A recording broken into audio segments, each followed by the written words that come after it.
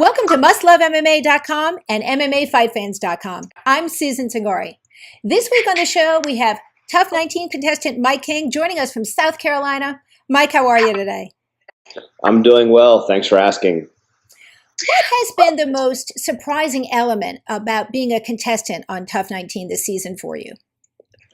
It's for me personally, it was the mental aspect of the sport. Being confined to a smaller home with 15 other, big personalities was something difficult to deal with. I thought going in it was going to be something easy, but it turned out to be the hardest part of the whole scenario. How has being on TUF 19 changed you as a fighter then? It allowed me to kind of self-reflect and go inside myself. Being with that many people, it's not a great or a positive situation for my type of personality. So it kind of taught me to kind of pull away from everybody and be able to self-search a little bit more. In episode 3, what did you think of Todd Monaghan's sermon? Was it inspiring or was it just a bunch of BS?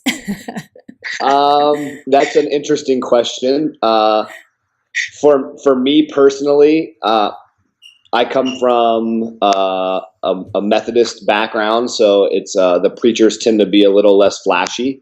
So for me, it was hard to listen to his stories about the Lord blessing him with jewelry and cars and things like this, because growing up as a kid, that was something we were taught that preachers didn't do. So for me, it's just a different style of religion, and he's an evangelical preacher, so it's a different style than I'm used to. It's not something I would do, but to answer your question, I didn't like it one bit. Okay, spoken honestly. I appreciate that. In your fight with Nordine, were you surprised at how well he withstood your power punches? Yeah, Nordine is a super tough guy. Out of everybody that was there were only a couple people I didn't want to fight to get in the house. Nordine happened to be one of those. We're managed by the same company, and I knew a lot about his background coming into the fight. I knew he was a really tough guy. I expected a 3-round war, and that's what I ended up getting. On the flip side of that, though, getting to fight that type of fight in front of Dana and the other coaches and the media was a great thing, because then we kind of made our bones before we even got in the house. So as you got to see, Nordine also got signed to the UFC. He won his fight, even though he didn't win to get in the house. So it was a great scenario for both of us. Now, you had a serious eye injury during the fight. Tell us what happened and how are you feeling now? Yeah, I ended up getting I got poked in the eye pretty severely. I was blind for 4 days. My retina swelled up. They thought it was going to detach, so they put me on bed rest. I didn't do anything for 5 days. And the swelling finally did go down. So now, I'm back to full training. I'm 100% at this point. It was a slow recovery process and a scary one to say the least. Well, I'm glad you're feeling better. Listen, I think it's fair to say that you and Nordine, it's a real grudge match then, isn't it? Yeah. I respect him now because fighting that type of fight against someone, you end up respecting them. But not being able to finish the fight, maybe I won, maybe I didn't win type thing. So if we'd ever got to fight again, I'd take that fight. How would you describe BJ Penn's coaching style? Early on, he pushed the team very hard. Yeah. BJ's a legend. He knows what he's doing. So I can't really argue with how he was training us. For me personally, I'm a bigger guy. So I kind of pull back on certain things and don't train nearly as hard as he was having us, especially that close to fights.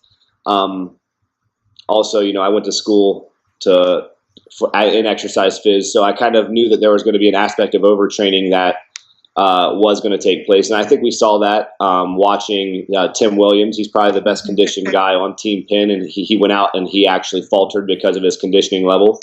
And so I think we all got to see, what training too hard can do to someone's body. Which fighter on the Ultimate Fighter 19 do you have the most respect for? Which contestant? I think out of all the contestants there, I'd have to say Dan Spahn. He's a family man. He also works full-time to support his family, as well as fights professionally. He's a true martial artist. He's been doing karate, or I'm sorry, Aki-Jitsu. He'd be angry if I said karate. He's been doing Aki-Jitsu or Aikido since he was 10 or 11 years old. So, I mean, he's a very accomplished martial artist. To see the type of discipline it takes to accomplish something like that, he's a multiple level black belt. And then the kind of discipline it takes to be able to raise multiple children. I think he has 3 or 4 boys. And so, I mean, this guy's plate's full, but he's 100% focused all the time. So getting to spend time with him was cool, being able to pick his mind as a martial artist, because that's what we're all trying to be. Essentially, you know, we're not fighters. Some people look at us as just fighters, but I believe that we're living a martial artist type lifestyle. So you have to do all the extra stuff that comes along with it. So being able to pick his brain and see how knowledgeable he was at such a young age was interesting for me. And then on the flip side, which fighter do you have the least respect for? Stuck me into that one. You know, I respect everybody that was on the show because I know how hard it is to try to attain the goal that we're all trying to attain. But just in terms of personality, probably the guy they call Gutter, who is Matt Van Buren. Why does that not surprise me that you'd say that? I don't know. It's just, you know, we're so different. So it's just a personality thing. It's not that I don't like him like as an individual, but our personalities just don't mix. Do I respect the guy? Of course. So I wouldn't call it a respect thing. But in terms of if I would hang out and have a beer with him, I'd have to say no. What's coming up for you next then? I actually I can't really talk too much about it because the show is still going on. But let's just say I'm in fight camp and I've got some things lined up. Once we're now allowed to announce everything, then I think it'll be pretty exciting for everybody involved. Anything else you'd like to add? No. Thanks, my sponsors. Okay. I'd love to thank Tamarami Ford in Naples, Top Blue Kennels, and Titan Tech, and as well as Herbalife. You know, without these guys in my life, getting to where I'm at right now would have been very difficult because I haven't really had to work too much. So they've done a lot for me. When will you be coming back to American Top Team in Coconut Creek? After this upcoming event I have coming up, I'll be back. So probably like in 3 months, I'll be back down in Florida. Okay. All right. Thanks, Mike King, for joining us today from Ultimate Fighter 19. Congratulations on your big win against Nordine. You can subscribe to my YouTube channel below and also check out our video news reports at MMAfightfans.com. And remember, every fighter has a story.